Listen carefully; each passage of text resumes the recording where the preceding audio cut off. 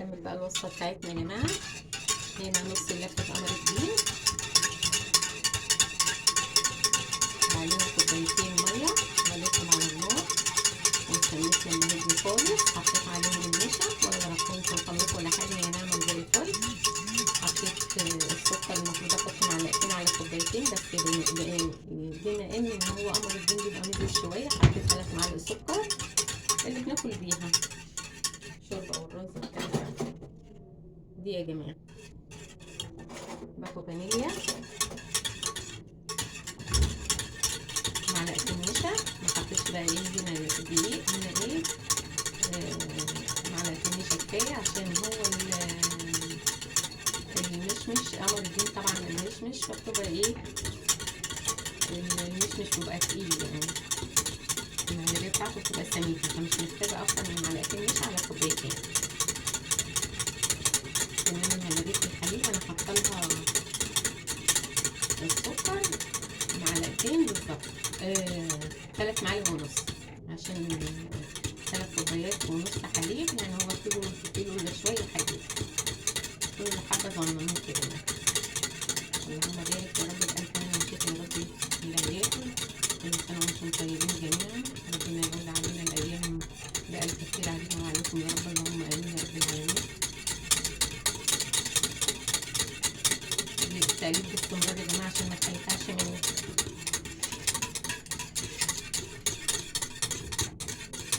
مش عايزاها تكلكع مننا.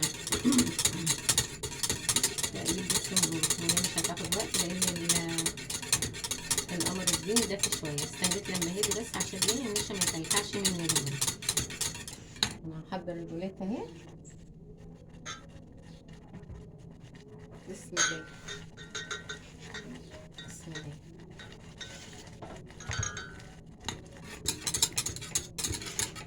هحضر البولات اللي هغرف فيها.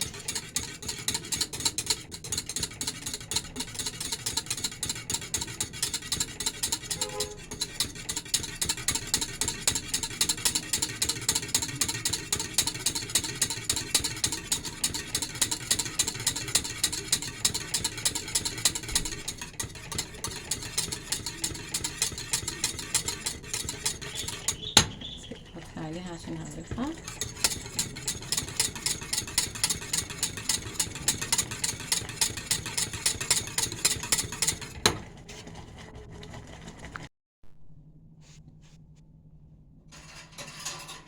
السلام عليكم ورحمة الله وبركاته. أول ما نبدأ كلامنا نبدأ بسم الله والصلاة والسلام على رسول الله، اللهم صل وسلم وبارك عليه. الجمعة مباركة علينا وعليكم يا رب، اللهم آمين يا رب العالمين. هنا إيه أنا بعمل إيه يا جماعة؟ بسم الله. مرة صوتي أقلب بس كده على البارد حاجتي. بعمل مهلبية قمر الدين مع حليب يا جماعة. برتب كل خطواتي مرة واحدة، مش بحط اطباق جنبي، طبق فيه نشا وطبق فيه سكر وطبق فيه مش عارفة ايه وطبق فيه ايه، لا هي كل حاجتي برتبها وعين علبي بعين حاجتي كلها، عشان ايه ميبقاش حواليا كركبة ولا حاجة. بس اضافة الفانيليا مرة، وهنقول المقادير كده بسرعة.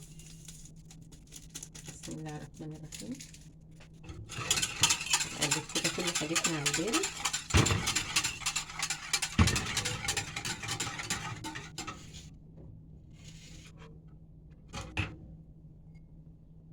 تلات كوبايات ونص حليب من دي، يعني كيلو الا شوية.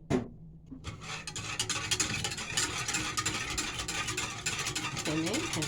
3 معالق نشا مرميين بالمعلقة اللي بناكل بيها اهي، المعلقة دي ليها برضو 3 معالق سكر. حاطة بقى ايه اللي هو النص كوباية حليب اللي هي فوق 3 كوبايات، حاطة معلقة دقيق بس مش مليانة اوي، انا لازم بحط في كل مهلبية دقيق. تمام. لو تلاحظوا الفراخ كلهم المهلبية بتاعتهم لازم نحط لها دقيق، بتبقى ناعمة. أي مهلبية بعملها بحط لها دقيق يا جماعة. حط لها معلقة كريم جانتيه حرامية اللي بناكل بيها الرز والشوربة. حطلهم 3 معالق ونص سكر. مقادير سهلة وبسيطة وموجودة عندنا في كل بيت. وعلى فكرة لبن شركات يا جماعة. يعني النار شوية. نقول المقادير من تاني: 3 كوبايات ونص حليب، 3 معالق نشا هرميين، معلقة دقيق يعني مش مليان قوي عشان الكوباية الرابعة اللي عندي مش كاملة، يعني هو كيلو الا حبة. تمام. 3 معالق ونص سكر، والسكر حسب الرغبة زي ما تحبي حطي. حطالهم معلقتين لبن ميدو، عندك حطي، ما عندكيش ما تحطيش. مفيش كريم جانتيه عادي، ده انا عشان عندي بدعم الحاجة. مفيش باكو فانيليا، وسهلة وبسيطة وجميلة كده وظريفة.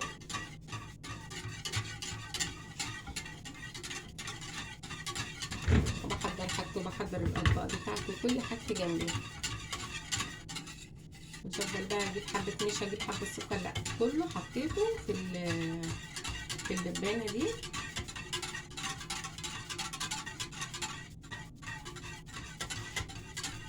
حطيت النشا وعينت العلبة مكانها، حطيت السكر وعينت العلبة مكانها، حطيت اللبن البودرة وعينت العلبة مكانها اللي هو اللبن الميدو. حطيت معلقة الكريم جانتيه برضه وعينت هو انا لسه حاطاه في الكيس ما فضيتوش في علبة، كان لسه جايباه افضيه. باكو الفانيليا حطيناه مع بعض سوا الوقت. في الاخر خالص هنحط ايه؟ مكعب شوكولاتة. مفيش عندك معلقة قشطة حطيها. ساعات بيبقى عندي بحط اللي هي بتاعت الشركات العلب دي، المعلبات، علب جاهزة كده بحطها. مفيش لبن وسكر ونشا بتبقى تحفة برضه، ما بتقولش لا يا جماعة.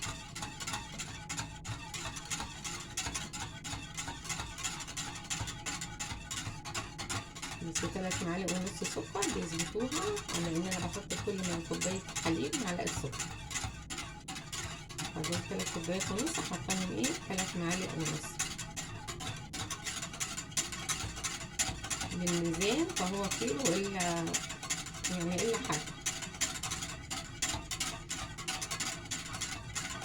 لان انا كنت عاملة امبارح حلويات برضو كنافة بالحليب،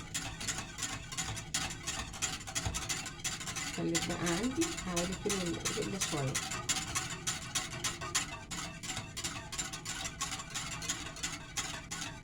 مش اول ما تلاقيها كده غليت على النار وتنزليها، لا، سيبيها لما تسوي النشا ومعلقة الدقيق فيها عشان ايه؟ طعم النشا ما يبانش فيها يا جماعة. وجربي المهلبية بمعلقة الدقيق.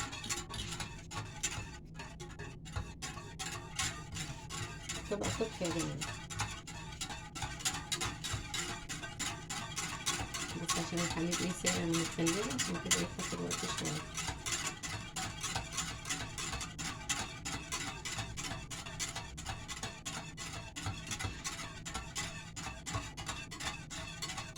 وفي ملحوظة يا جماعة كده بسيطة بس هي مفيدة. لما أنا مثلا عندي الحليب بتاع الشركات جايبة الأزايز، تمام.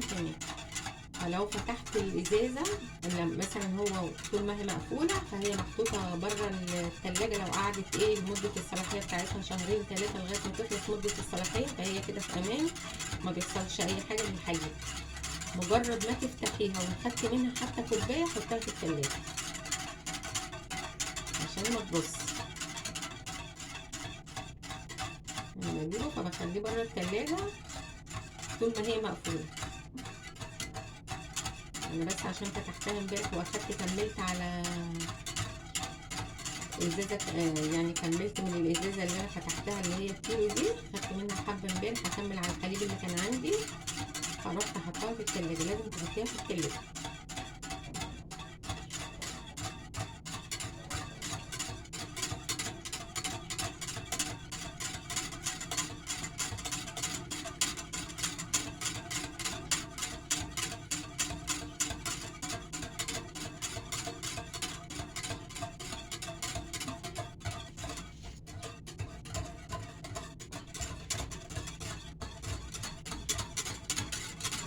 دقيقتين عشان ما تكلكعش.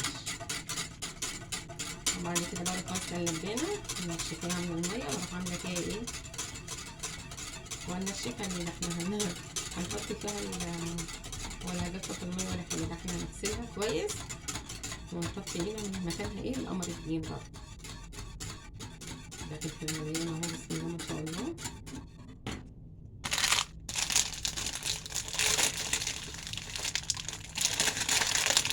الشوكولاتة على فكرة هي مش غالية يا جماعة الشوكولاتة،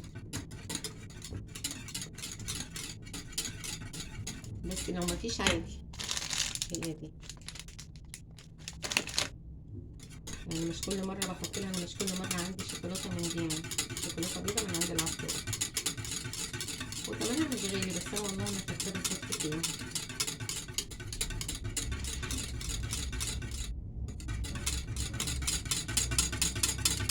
اللي أنا فاكراه إن هو إيه، إن أنا كنت جايبة معاها كريم جانتيه، بس الحكاية كلها مكملتش ال50 جنيه. كنت جايبة كريم جانتيه يعني مش كتير، كنت جايبة تمن على اللي عندي.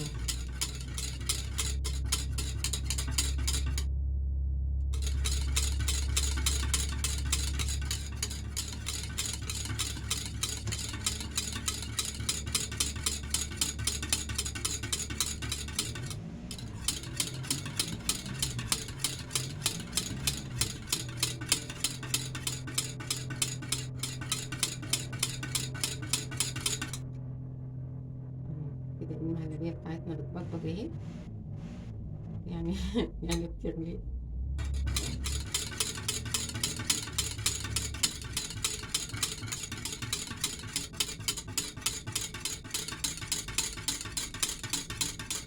الوجبة بتاعتي عشان اصبها فيها. بسم الله بسم الله.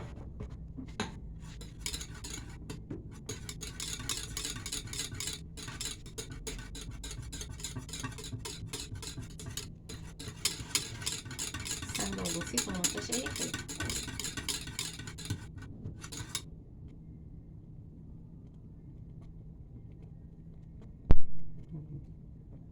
الوجبة اهي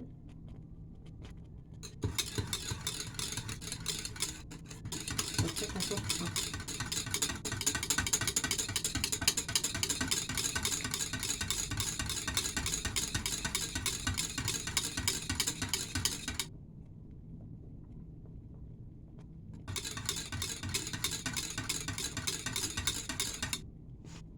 حط عليها بقى واصبها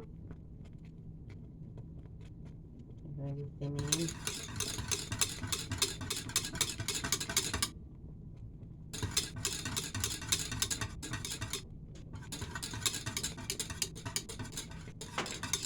تمام كده.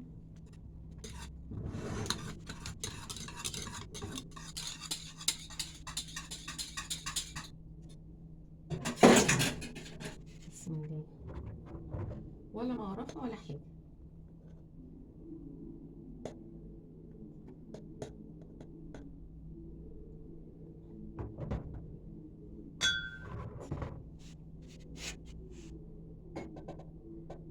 الواحد لما بيصبها من اللبانة بتبقى سهلة.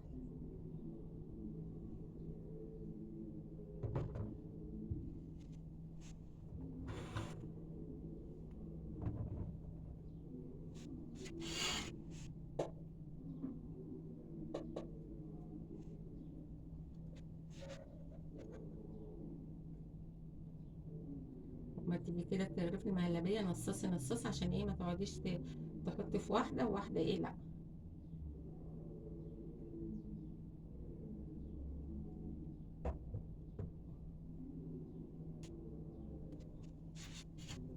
تمام كده. نكمل بقى ايه وصفتنا.